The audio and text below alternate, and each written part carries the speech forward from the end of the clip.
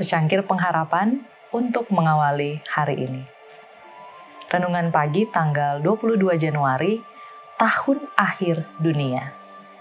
Wahyu 1 ayat 7, lihatlah, ia datang dengan awan-awan dan setiap mata akan melihat dia. Tahun ini adalah tahun terakhir setan untuk berkuasa di bumi kita. Yesus Kristus akan datang. Kerajaan-kerajaan di bumi akan dihancurkan berkeping-keping. Seruan kemenangan akan terdengar di surga. Waktu tidak akan ada lagi. Demikianlah yang ditulis William Miller dalam pidato tahun barunya kepada umat Advent yang percaya akan kedatangan kedua pada tanggal 1 Januari 1843. Akhirnya, tahun akhir dunia telah tiba. Dan seperti yang kita duga, kegembiraan itu besar. Namun, mereka tidak tahu persis kapan di tahun itu akan terjadi. Miller sendiri dengan menyadari bahwa Kristus telah berkata bahwa tidak seorang pun mengetahui hari atau jamnya, bersikap sangat hati-hati dalam bahasa tersebut. Sekitar tahun 1843 adalah perkiraan yang tepat menurutnya.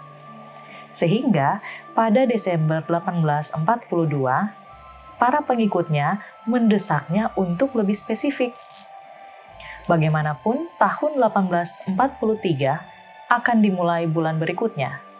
Miller menyimpulkan bahwa ia memang harus bisa lebih spesifik. Berdasarkan perhitungannya, pada hari raya Paskah Yahudi, ia menulis bahwa ia percaya Yesus akan muncul di awan-awan di langit di antara tanggal 21 Maret 1843 dan 21 Maret 1844. Mereka yang mengira telah menemukan rumus untuk menentukan hari yang tepat, menetapkan banyak tanggal tertentu di antara kedua titik tersebut. Miller sendiri mengharapkan penggenapannya terjadi di akhir tahun, karena ia mengira iman mereka akan diuji. Dan waktu itu berlalu. Kedatangan kedua tidak terjadi pada tanggal 21 Maret 1844. Orang-orang yang berharap menyimpulkan bahwa mereka telah salah menghitung tanggal Paskah. Mungkin itu adalah tanggal 21 April. Dan tanggal itu pun berlalu. Dengan demikian, kelompok pengikut Miller mengalami kekecewaan musim semi pertama mereka.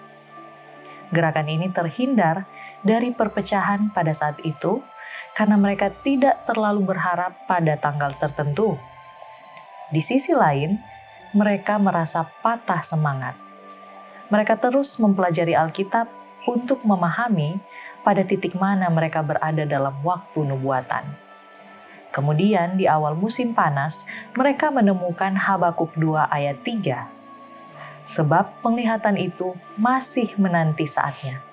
Tetapi ia bersegera menuju kesudahannya dengan tidak menipu.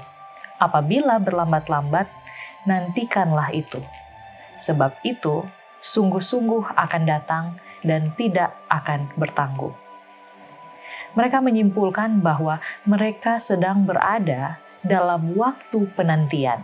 Lagi pula, bukankah Matius 25 ayat 5 dengan jelas mengajarkan bahwa kedatangan mempelai laki-laki itu tertunda? Iman mereka memiliki ketahanan yang harus kita kagumi. Ya, mereka kecewa.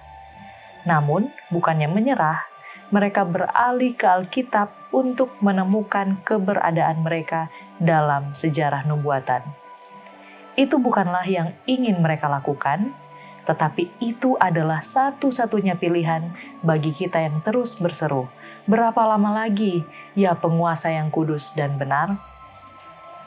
Doa kita hari ini, Tuhan, ketika kami menantikan kedatangan-Mu, kuatkan kami agar tidak goyah saat harapan terasa tertunda. Ajari kami percaya pada waktu-Mu, bukan pada perhitungan dan pemikiran kami sendiri. Saat kami kecewa, bimbing kami kembali pada firman-Mu, agar kami menemukan pengharapan yang benar. Amin.